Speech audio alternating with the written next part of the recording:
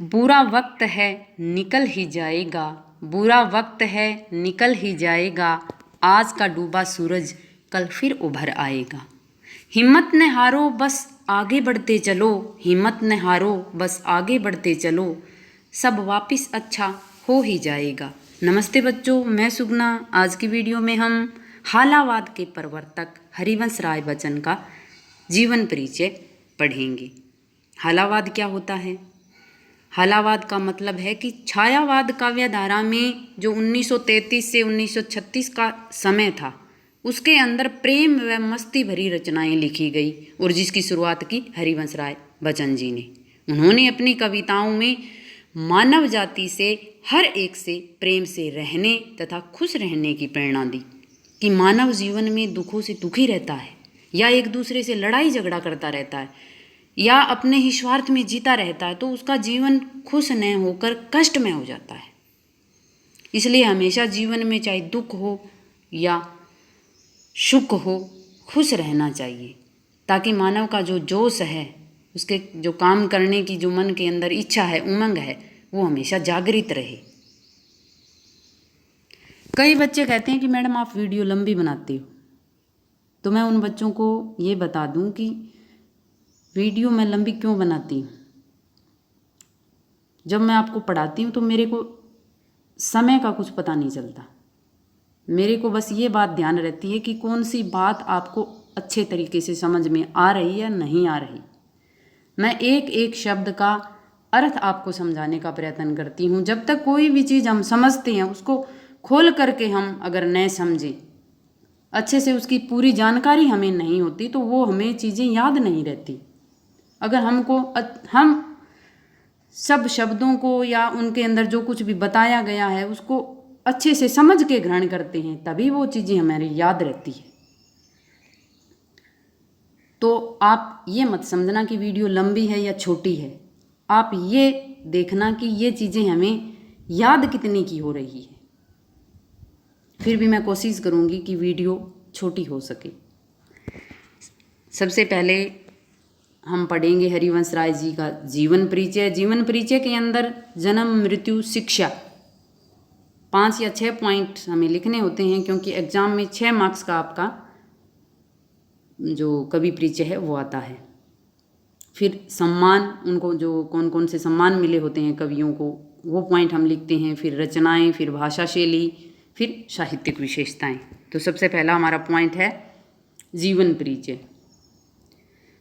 हरिवंश राय का जन्म 27 नवंबर 1907 को इलाहाबाद उत्तर प्रदेश में जन्मे हरिवंश राय बच्चन हिंदू कायस्थ परिवार से संबंध रखते हैं। उनका जन्म हुआ था 27 नवंबर 1907 को इलाहाबाद, जो अब इसका नाम प्रयागराज हो गया है। पहले भी इसका नाम प्रयाग था, बाद में इसका इलाहाबाद हुआ और अब वापस इसका प्रयागराज हो गया है। उत्तर प्रदेश में है। हिंदू कायस्थ परिवार। कायस्थ एक ऐसी जाति होती है जो पहले राजा महाराजाओं के नीचे लेखन कार्य करती थी, हिसाब किताब का कार्य करती थी। कायस्थ जाति को सवर्ण जाति भी कहा जाता है। तो उस जाति में हिंदू धर्म की यह जाति है, तो उस जाति में हरिवंश राय बच्चन का जन्म हुआ था। उनके पिता का नाम प्रताप नारायण, माता का नाम सरस्वती देवी।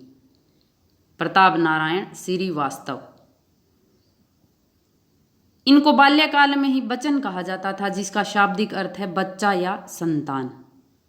पहले हरिवंश राय बच्चन अपने नाम के पीछे श्रीवास्तव लगाते थे और बाद में उन्होंने अपने नाम के आगे उपनाम लगा दिया बच्चन, क्योंकि बचपन में उसको बच्चन का कहते थे।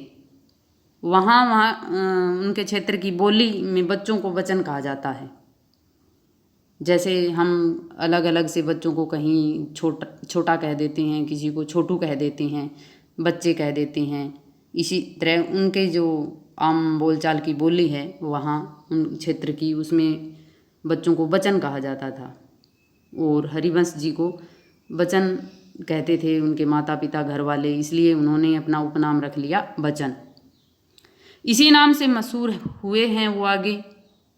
उनके परिवार हैं, आगे वाले उनको भी बच्चन परिवार कहा जाता है। 1926 में 19 वर्ष की उम्र में उनका विवाह हुआ श्यामा बच्चन से, जो उस समय 14 वर्ष की थी। उनकी पहली पत्नी का नाम था श्यामा बच्चन, जिनका टीबी के कारण जिनकी क्या है मौत हो गई थी।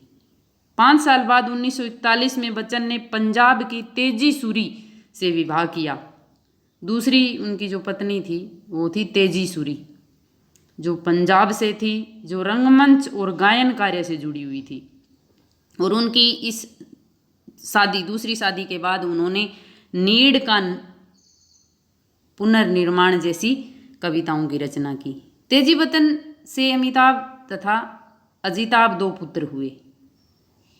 अमिताभ बच्चन एक प्रसिद्ध अभिनेता है, इसके बारे में तो मेरे को बताने की आपको ज़रूरत नहीं है, जो फिल्म इंडस्ट्री के एक महान कलाकार हैं। तेजी बच्चन ने हरिवंश राय बच्चन द्वारा शेक्सपियर के अनुदित कई नाटकों में अभिनय किया। जो उनकी दूसरी पत्नी थी तेजी बच्चन, वो रंगमंच पर कार्य करती थी, और हरिवंश राय बच्चन ने शेक्सपियर के नाटकों का हिंदी में अनुवाद किया था, और उन अनुदित जो नाटक थे उनके ऊपर उनकी पत्नी ने अभिनय किया था। उनकी शिक्षा की बात अगर हम करें तो हरिवंश राय बच्चन की शिक्षा इलाहाबाद में हुई थी, कैम्ब्रिज विश्वविद्यालय में हुई थी। उन्होंने कायस्थ जो पाठशालाओं में है वो पहले उर्दू में शिक्षा प्राप्त की थी, जो उस समय कानून की डिग्री के समान होती थी। उसके बाद उन्होंने इलाहाबाद के विश्वविद्यालय में अंग्रेजी में एमए किया था, और बाद में कैम्ब्रिज विश्वविद्यालय से पीएचडी की। इलाहाबाद के विश्वविद्यालय से उन्होंने अंग्रेजी में एमए किया। कैम्ब्रिज जो इंग्लैंड के कैम्ब्रिज शहर में एक प्रसिद्ध विश्वविद्यालय है, वहाँ उन्होंने अपनी पीएचडी की थी। उनकी जो प्रमुख कृतियाँ यानी कि उनकी जो रचनाएं हैं, वो सबसे प्रसिद्ध रचनाएं उनकी है मधुशाला। इसके अलावा उनकी रचनाएं मधुबाला, मधुकलश, मिलन यामिनी, प्रणय पत्रिका, निशा निमंत्रण, 2 चट्टानें आदि। उनकी कविताएं तेरा हार, एकांत संगीत, आकुल अंतर, संत रंगीनी, हलाहल, बंगाल का काल, सूत की माला, खादी के फूल आदि शामिल है। साथ ही अग्निपथ, क्या है मेरी बोरी में, नीड़ का निर्माण फिर से, गीत मेरे आदि रचनाएं उनकी काफ़ी लोकप्रिय हैं। ये हैं उनकी मुख्य रचनाएं। पुरस्कार की अगर हम बात करें, उनको जो सम्मान मिले थे, तो 2 चट्टानें जो उनकी रचनाएं थी, 2 चट्टानें उनकी जो रचना थी उसके ऊपर उनको मिला था साहित्य अकादमी पुरस्कार। जो भारतीय भाषाएं हैं उसके ऊपर जो सर्वश्रेष्ठ प्रतिवर्ष की जो कृति होती है, जो रचना होती है, उसके ऊपर दिया जाता है। और उनको मिला था सोवियत लैंड नेहरू पुरस्कार। एफ्रो एशियाई सम्मेलन में उनको कमल पुरस्कार मिला।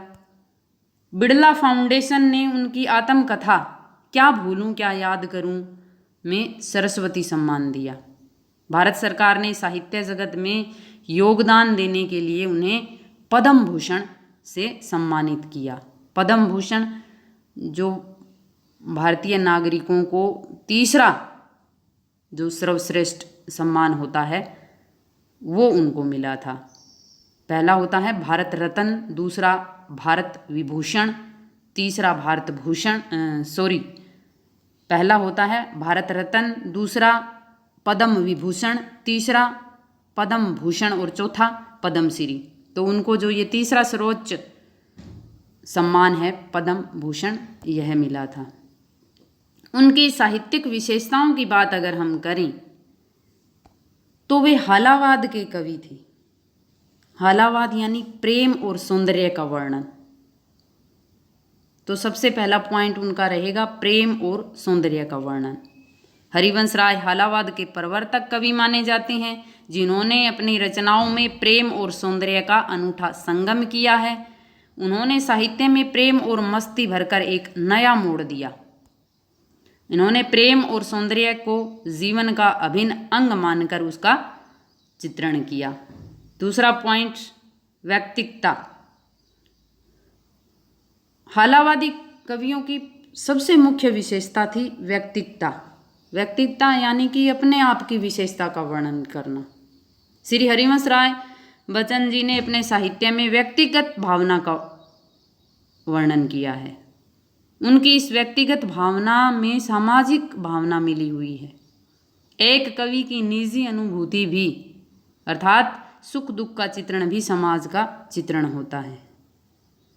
इन पंक्तियों का कहने का क्या मतलब है कि कवि ने अपने निजी जीवन का वर्णन किया है। जब कोई कवि अपने निजी जीवन का वर्णन करता है, सुख का दुख का, तो क्योंकि व्यक्ति समाज से जुड़ा होता है, जब अपने आप का वर्णन करेगा तो समाज के अंदर क्या हो रहा है, किस तरह के सामाजिक धार्मिक किस तरह का व्यवहार होता है, उसका वर्णन भी साथ में ही होता है।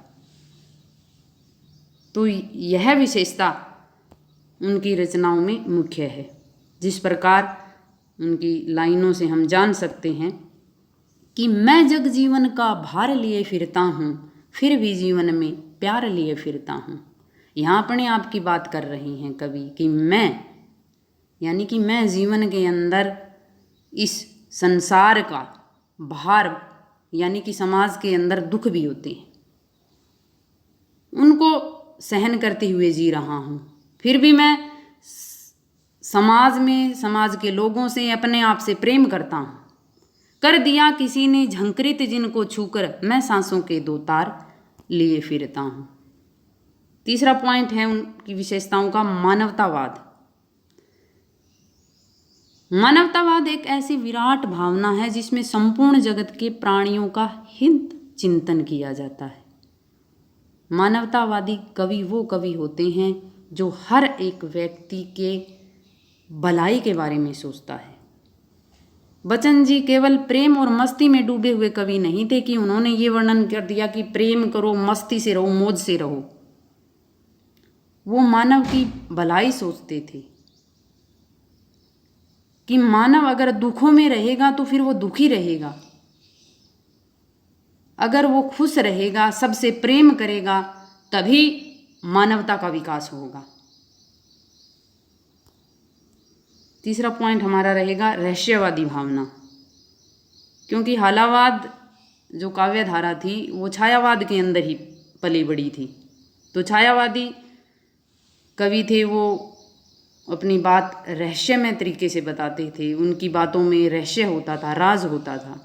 जैसे उनकी रचनाएं हैं मधु कलश, तो उन्होंने जीवन को ही मधु कलश माना है, और दुनिया को मधुशाला, और कल्पना को साकी, साकी होता शराब पिलाने वाला, तथा कविता को एक प्याला माना है।